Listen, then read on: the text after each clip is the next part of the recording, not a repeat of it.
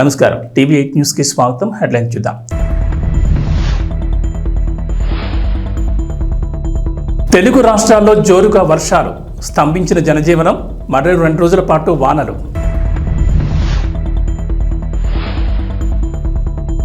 వాయుగుండం ప్రభావంతో రాష్ట్రంలో కొనసాగుతున్న వర్షాలు. బెంజ్ సర్కిల్లో అత్యధికంగా 161 సెంటీమీటర్ల వర్షపాతం నమోదు. మంగళగిరిలో 29 సెంటీమీటర్ల వర్షపాతంతో 30 ఏళ్ల రికార్డు గల్లంతో.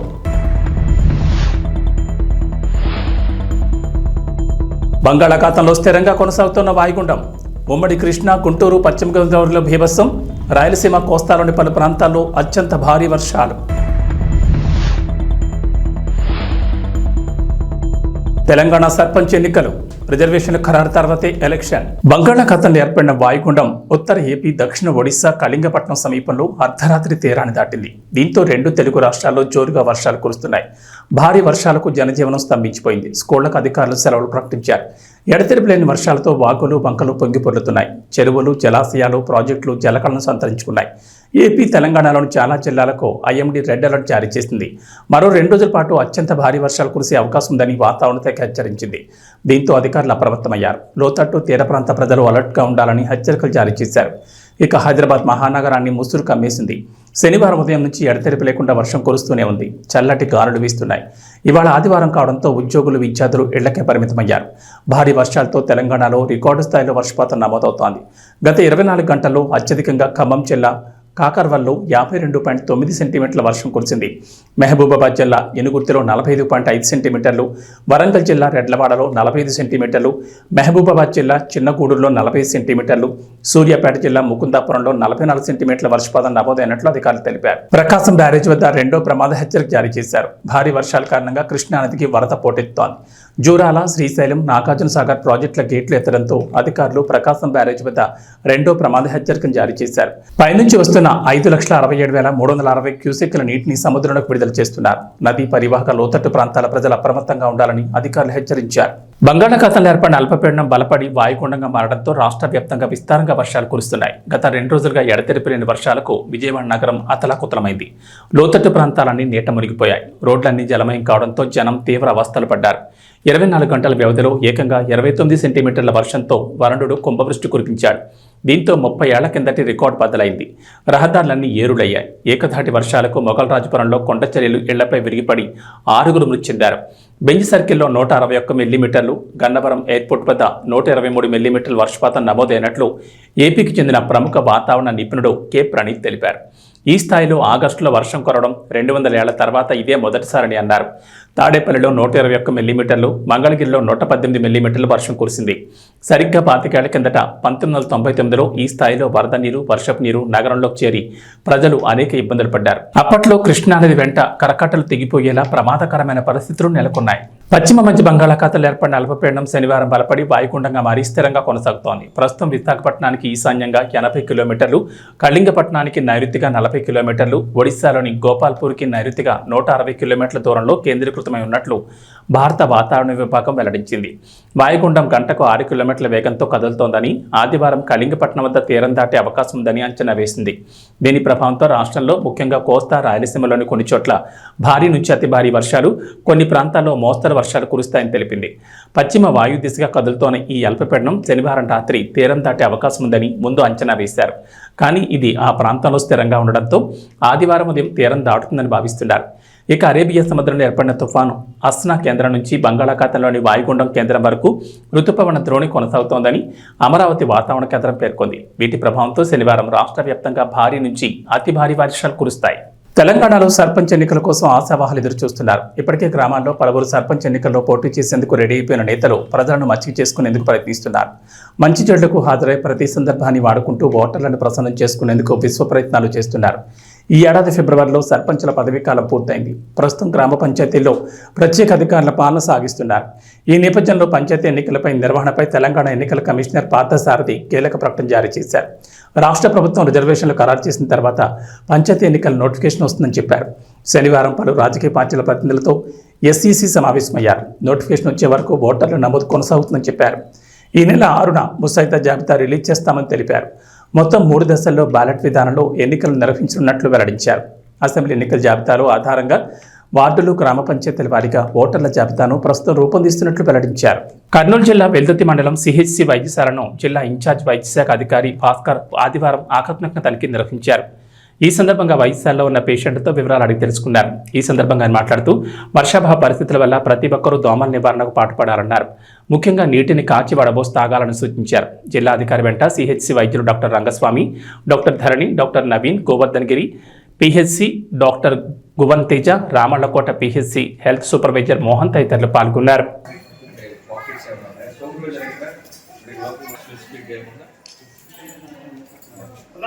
వర్షాకాలం ఉంది. వర్షాకాలంలో ఇప్పుడు తుఫాను వల్ల ఎక్కువ వర్షాలు పడుతున్నాయి. ఈ వర్షాలకి మనం ముఖ్యమైన జాగ్రత్తలు కొన్ని అయితే ఖచ్చితంగా తీసుకోవాలి. అందులో నంబర్ 1 వచ్చేసి వాటర్ బాయిల్ చేసుకొని చల్లార్చుకొని తాగాలి. ఫస్ట్ వాటర్ బార్న్ డిసీజెస్ రాకుండా మనం చేసుకోవాలంటే మనం ఇంట్లో చేసుకున్న పనులు, మనం చేసుకోగల పనులు ఫస్ట్ మనం కొన్ని అయితే ఖచ్చితంగా చేయాలి. ఈ అవేర్నెస్ చాలా ముఖ్యం. మనము తాగే నీరు పరిశుభ్రంగా ఉండాలి. మనకు వర్షాకాలంలో ఎక్కడైనా కంటామినేషన్ జరగచ్చు.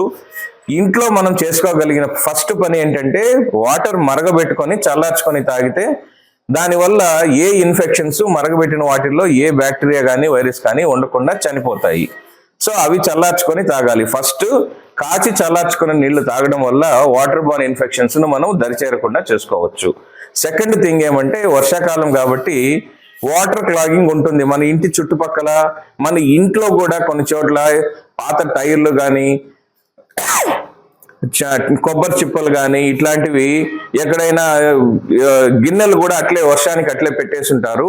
నెక్స్ట్ మన ఇంటి ముందర చిన్న చిన్న వాటర్ క్లాగింగ్ ఉంటాయి. మనం ఏదైనా చిన్నగా అడ్డం తీస్తే చాలు మొత్తం వాటర్ వెళ్ళిపోతాయి. అట్లాంటివన్నీ కూడా మన చేతుల్లో ఉండేటివి వాటర్ క్లాగింగ్, వాటర్ స్టాగ్నేషన్ కాకుండా అవి ఫస్ట్ మనం చేసుకోవాలి. అవి 2 రోజులు, 1 రోజు 2 రోజులు మించి ఉంటే దోమలు వ్యాప్తి చెందే అవకాశం ఉంది. దోమలు వచ్చి వాటిల్లో గుడ్లు పెడతాయి. తద్వారా దోమలు వ్యాప్తి చెంది మలేరియా కానీ, డెంగ్యూ కానీ, చికెన్ గున్యా కానీ వ్యాపించే ప్రమాదం ఉంది. సింపుల్ స్టెప్స్ అధికారులు వస్తారు, అధికారులు చేస్తారు. ఇంతలోపు మన చేతుల్లో ఉన్న పనులు మనం చేసుకోవాలి. ఈ అవేర్నెస్ చాలా ముఖ్యం. మన ఫస్ట్ మన చేతుల్లో ఉండే పని మనం చేసుకుంటే ఎవరో వస్తారు, వాళ్ళు చేస్తారు అన్న దానికన్నా మనమే స్టార్టింగ్ ఇనిషియేటివ్ మనమే తీసుకుందాం. సో ఈ వాటర్ ఇంట్లో ఉన్న గిన్నెల్లో ఉన్న వాటర్లు బోలి చేసి పడేయడము, టైర్లలో ఇప్పుడు ఖచ్చితంగా వర్షం పడుతుంది కాబట్టి ఈ టైర్లు ఎక్కడన్నా ఇంట్లో లోపల పెట్టున్నా, వెనకల వసారాలు పెట్టున్నా వాటిల్లో నీళ్లు చేరుతాయి. ఆ నీళ్లు వంపేస్తే ఫ్యూచర్ ఖచ్చితంగా మీరు చూడండి, మీ ఇళ్లలో ఎక్కడైనా టైర్లు ఉంటే ఖచ్చితంగా వాటిల్లో నీళ్లు చేరుంటాయి. దాంట్లో దోమలు ఉంటాయి. ఆ పురుగులన్నీ కూడా కనపడేటివి దోమలు ఉంటాయి. అవన్నీ తీసేస్తే ఖచ్చితంగా మీ ఇంటికే కాకుండా మీ కమ్యూనిటీ, మీ సమాజానికి కూడా మీరు మంచి చేసిన వాళ్ళు అవుతారు. అవన్నీ తీసేసేయండి. ఇవి 2 చాలా ముఖ్యమైన పని. ఇప్పుడు ఇంకా వర్షాలు పడుతున్నాయి కాబట్టి మా హెల్త్ స్టాఫ్ వస్తారు, హౌస్ టు హౌస్ సర్వే చేస్తారు, ఫీవర్ సర్వే చేస్తారు. నెక్స్ట్ మీ ఇళ్లలో ఎవరికైనా వాంతులు, భేదులు, విరోచనాలు ఉన్నాయా చేస్తారు. ఇంకా వైరల్ ఫీవర్స్ ఎక్కువ ప్రబలుతాయి. ఇప్పుడు వైరల్ ఫీవర్స్ ముఖ్యంగా శ్వాసకోశ వ్యాధులు వస్తాయి. అప్పర్ రెస్పిరేటరీ ట్రాక్ట్ ఇన్ఫెక్షన్స్ అంటాము. ఇవి జలుబు, దగ్గు, ఫీవరు, తలనొప్పి ఇవి ముఖ్యంగా ఉంటాయి. వీటి వల్ల sinusitis, lower respiratory tract infections, pneumonia ఇవన్నీ కూడా ఫ్యూచర్ కాంప్లికేషన్స్ ఉంటాయి. ఇవన్నీ రాకుండా ఉండడానికి ముఖ్యంగా మనం జాగ్రత్తలు ఏం తీసుకోవాలంటే వేడి నీళ్ళు ఆవిరి పట్టుకుంటే జలుబు నుంచి కొంచెం ఉపశమనం కలుగుతుంది. వెంటనే డాక్టర్ దగ్గరికి పోతే మీకు తగు ట్రీట్మెంట్ ఇస్తారు. అది ఒకటి. Next thing dos and do nots అనేసి మనము ఏమైతే చేయాలి, ఏమైతే చేయకూడదు అని చెప్పేసి మా హెల్త్ సిబ్బంది మీకు క్లియర్ కట్గా అవేర్నెస్ ఇస్తారు. ఎక్కడెక్కడైతే మీరు ఫర్ ఎగ్జాంపుల్ ఇప్పుడు మనం మాట్లాడుకునేటివన్నీ ఏం చేయాలి, ఏం చేయకూడదు అనేటివి కూడా మీకు చెప్తారు. వాటిని అదేవిధంగా మనము మీకే కాకుండా మన సమాజంలో అందరికీ కూడా ఈ అవేర్నెస్ వ్యాప్తి చేసేదిగా చూసుకోండి. Thank you. మణిపూర్ రాష్ట్రంలో అత్యధిక జనాభాగా ఉన్న కూకీలు నివసిస్తున్న ప్రాంతాన్ని కేంద్రపాలిత ప్రాంతంగా ప్రకటించి పూర్తి రక్షణ కల్పించాలని Kuki students organisation Hyderabad demand చేసింది. పాండిచేరి మాదిరిగా రాజ్యాంగంలోని 239వ ఆర్టికల్ ప్రకారం కేంద్రపాలిత ప్రాంతంగా ప్రకటిస్తే మణిపూర్ రాష్ట్రంలో కూకీలు శాంతియుత జీవనం సాగిస్తారని వారు తెలిపారు. హైదరాబాద్ బషీర్బాగ్ ప్రెస్ క్లబ్లో ఏర్పాటు చేసిన సమావేశంలో కూకీ స్టూడెంట్ ఆర్గనైజింగ్ ప్రతినిధులు లోనా డొంగల్, లిట్కోలన్ సవంటక్ తదితరులు మాట్లాడారు. మణిపూర్లో కూకీ, నాగోస్ 48% జనాభాగా ఉండగా మైతాస్ కులస్తులు 52% ఉన్నారని, గత సంవత్సరం జరిగిన సంఘటనలో కూకీలు తీవ్రంగా నష్టపోయారని వారు ఆరోపించారు. 191 మంది హత్య చేయబడ్డారని, 39 మంది అదృశ్యమయ్యారని, 41,000 మంది మణిపూర్ రాష్ట్రాన్ని విడిచి వేరే రాష్ట్రాలకు వలసపోయారని, తెలంగాణ కూడా అధికంగా వలస వచ్చారని వారు తెలిపారు. కూకీలపై బాంబులు వేసి జాతిని నాశనం చేయాలని మణిపూర్ రాష్ట్ర CM Biren Singh audio viral అవుతున్న నేపథ్యంలో కూకీలు తీవ్ర ఆందోళన చెందుతున్నారని అన్నారు. మణిపూర్ దాడులపై జ్యుడిషియల్ కమిషన్ ఏర్పాటు చేసి నివేదికను సమర్పించినప్పటికీ ఇప్పటి వరకు ఎలాంటి చర్యలు తీసుకోలేదని, బాధ్యులైన దోషులపై కఠిన చర్యలు తీసుకోవాలని వారు డిమాండ్ చేశారు. Secretary for Kuki Student Organization, Hyderabad branch, and I am Francis Haukim. I am also a representative of Kuki MP Manipur for Hyderabad. I would like to give a brief introduction because I am sure most of you might not be. Kuki Student Organization is the apex and one of the highly esteemed third 2023. We were headquartered in Imphal, but after the violence we have shifted our headquarters. KSO Hyderabad branch is one of the branches of Kuki Student Organization. Is to promote the welfare and development of the student community. We pursue various studies as well as careers across various cities in India. So the aim of Kuki Student KSO Hyderabad branch also organizes regular academic as well as several cultural activities to meet those goals. As well as the various branches has been forced to raise our voices against the various atrocities which are meted out to our community in Manipur. Critical issues which are very pertinent to the ongoing conflict induced briefly and which is also there in the banner.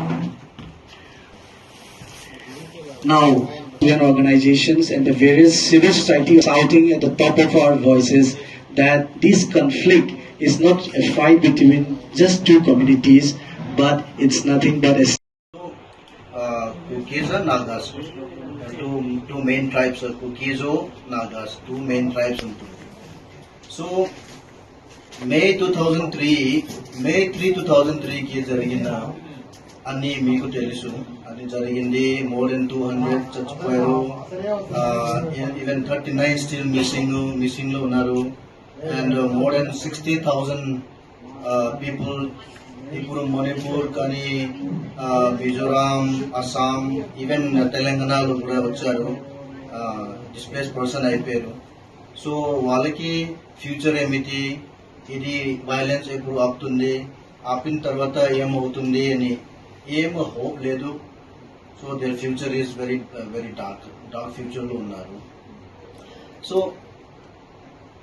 ఇప్పుడు వరకు more than 1,000 cases file అయింది, కానీ ఒక్క కూడా solve అవ్వలేదు. అది note చేసుకోండి. So ఈరోజు ఎందుకు ఈ ప్రెస్ మీట్ పిలుస్తున్నామంటే, after this more than 16 months ఏం సొల్యూషన్ లేదు, వైలెన్స్ జరుగుతుంది. Okay fine, government hills valley మధ్యలో బఫర్ జోన్ పెట్టారు, ఓకే తగ్గింది. కానీ misunderstanding, conflict among ethnic communities, but the one that we are currently going through stands out from the other, and there are few reasons why. Firstly, in terms of the duration, this conflict has been going on for more than 1.5 years, almost 1.5 years, and there's a total separation in terms of geography, in terms of ethnicity, and the degree of violence, the destruction it caused, and the scale of violence is incomparable. And this happened while we have stable state government led by the BJP and also a stable central government led by the BJP. So we need deeper investigation and reflection into this ethnic conflict. And since the start of this ethnic conflict, two communities, the Métis and the Kuki-Jo, they've been blaming each other as to who started the violence, as to who sustained the violence. They keep blaming each other, but then there are some who point credibly to the invisible hand of the state led by the BJP as the cause of this violence. And as we know, while we are blaming each other, we received the leaked audio tape of Chief Minister Biren Singh circulated by the wire, which provide a shocking revelation to the genesis of the conflict, the nature of the conflict, and the forces that sustained it. And this audio leak, it's a 48-minute recording. It was done in person at a meeting with the Chief Minister in his official residence. The sources claiming anonymity for safety reason. YCP అధినేత మాజీ CM YS Jaganmohan Reddy Kadapa జిల్లాలో పర్యటిస్తున్నారు. బెంగళూరు నుంచి శనివారం ఉదయం కడప ఎయిర్పోర్టుకు చేరుకున్న జగన్ను చూసేందుకు జనం ఎగబడ్డారు. వైసీపీ నేతలు ఎయిర్పోర్ట్లోనే ఘనస్వాగతం పలికారు. మొదట తన పర్యటనలో భాగంగా పెండ్లిమర్రి మండలంలోని మాచనూరు గ్రామానికి చేరుకున్న వైఎస్ జగన్ ఇటీవల మృతి చెందిన వైసీపీ మండల కన్వీనర్ మాచనూరు చంద్రారెడ్డి కుటుంబాన్ని పరామర్శించారు. చంద్రారెడ్డి చిత్రపటానికి పూలమాలలు వేసి నివాళులర్పించిన జగన్ వారి కుటుంబ సభ్యులను ఓదార్చారు. ఈ సందర్భంగా దారి పొడవునా జగన్కు జనం నీరాజనాలు పట్టారు. జగన్పై ఆయన కాన్వాయ్పై పూలవర్షం కురిపించారు. ఈ పర్యటనలో పలు కార్యక్రమాల్లో పాల్గొనున్న వైఎస్ జగన్ ఇవాళ రేపు క్యాంప్ ఆఫీసులో ప్రజలకు పార్టీ నేతలకు అందుబాటులో ఉండనున్నట్లు పార్టీ వర్గాలు వెల్లడించాయి. Ram Charan game changer cinema మీద ఒకప్పుడు భారీ అంచనాలుండేవి. శంకర్ దర్శకత్వంలో సినిమాని గొప్పగా చెప్పుకునేవారు. కానీ శంకర్ తీసిన ఇండియన్ 2 చూశాక గేమ్ చేంజర్ మీద అందరికీ అనుమానాలు ఏర్పడ్డాయి. పైగా గేమ్ చేంజర్ సినిమాను మధ్యలో వేరే దర్శకులు డైరెక్షన్ చేశారు. ఆ మధ్య శైలేష్ కొలను ఫిల్లర్లను షూట్ చేశానని అన్నాడు. ఇక ఇప్పుడు ఎస్జే సూర్య నేతృత్వంలో షూటింగ్ జరుగుతోందని తెలుస్తోంది. ఇలా గేమ్ చేంజర్ను శంకర్ లైట్ తీసుకున్నట్లుగా కనిపిస్తోంది. శనివారం సరిపోదా శనివారం థ్యాంక్స్ మీట్ జరిగింది. ఈ ఈవెంట్కు ఎస్జే సూర్య రాలేదు. సరిపోదా శనివారం అన్ని ఈవెంట్లలో సూర్య కనిపించాడు. కానీ సినిమా రిలీజ్ తర్వాత తన పాత్రకు ఇంత మంచి ప్రశంసలు దక్కించుకున్నాక ఈవెంట్కి ఎందుకు రాలేదా అని అంతా అనుకున్నారు. షూటింగ్ ఉండడం వల్ల రాలేకపోయాను, క్షమించనంటూ ఎస్జే సూర్య ట్వీట్ వేశాడు. ఆ షూట్ గేమ్ చేంజర్ అని తర్వాత అర్థమైంది. ఈ గేమ్ చేంజర్ షూట్ పూర్తయిందని అప్పట్లో టాక్ వినిపించింది. రామ్ చరణ్ తన పార్ట్ కంప్లీట్ చేసేశాడు. ఇక కొంతమేర షూటింగ్ ఉందని ఇతర ఆర్టిస్టుల మీద షూట్ చేస్తారని అన్నారు. ఆ షూట్ కూడా అయిపోయింది. కానీ మళ్ళీ కాస్త రీషూట్ చేయాల్సిన సీన్లు ఉన్నాయట. దీంతో ఎస్జే సూర్య ఆ పనిని పూర్తి చేస్తున్నాడని తెలుస్తోంది. ప్రస్తుతం ఎస్జే సూర్య నేతృత్వంలో షూటింగ్ అని బయటకు రావడంతో అంతా ట్రోలింగ్ చేస్తున్నారు. ఏవీ బులెటిన్ విశేషం. నమస్కారం.